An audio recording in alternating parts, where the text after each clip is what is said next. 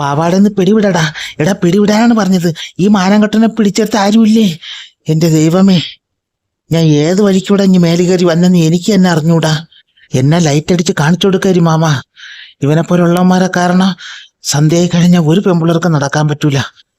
അത്രയ്ക്ക് എന്നെ ഓടിച്ചാണ് ഞാൻ മരിച്ചെന്ന് കയറിയത്. എന്നെ കയറി പിടിച്ച് ഉമ്മ വെച്ച് കയ്യിരുന്ന മഞ്ചും പിടിച്ച് മേടിച്ച് എന്നെ കാണിച്ചു കൊടുക്കല്ലേ മാമ. ദാവനെ നോക്കിയ അങ്ങോട്ട്. ആരിത് മുഖത്ത് ലൈറ്റ് അണിക്കുന്നത്? കാണാനും വയ്യ അവളാ. അവളെവിടെ? എല്ലാം പറഞ്ഞു കൊടുത്ത് നാശാക്കി, നാണക്കെടുവാക്കി. അവ എന്നോട് ചോദിച്ച് 2 5 എടുക്കാണ്ടാന്ന്. ഞാൻ നോക്കട്ടെന്ന് പറഞ്ഞതും എൻ്റെ വള്ളി കയറി പിടിച്ച്. എൻ്റെ കയ്യങ്ങ് വിറച്ചു പോയി. 2 5 തെറിച്ചു പോയി, കയ്യിരുന്ന മഞ്ചും പോയി. എന്നിട്ട് അവൻ അവിടെ കിടക്കുന്നുണ്ട. മാമനൊന്ന് പറഞ്ഞു വിടാൻ പറ്റുമോ?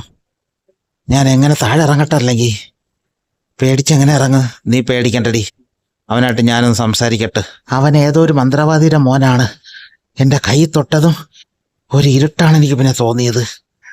അതുകൊണ്ടാണ് ഞാൻ പറയുന്നത്, എന്തെങ്കിലും പറഞ്ഞ് മനസ്സിലാക്ക്. അവൻ്റെ സ്ഥലമെന്ന് പറയുന്നത് മോളെവിടെയടി താമസം? പറഞ്ഞാലറിയാം, കൂട്ടുകുടുംബ ഫാമിലിയിലുള്ളതാണ് ഞാൻ കടയിൽ പോയിട്ട് വന്നപ്പോഴാണ് ഈ തെരുവിലെ ചെറുക്കൻ എന്നെ കയറി സ്വർണ്ണ കൊലിസുട്ടി ചാടിച്ചാടി പോടി നീ, ഞാൻ ഇവിടെ തന്നെ ഉണ്ട്.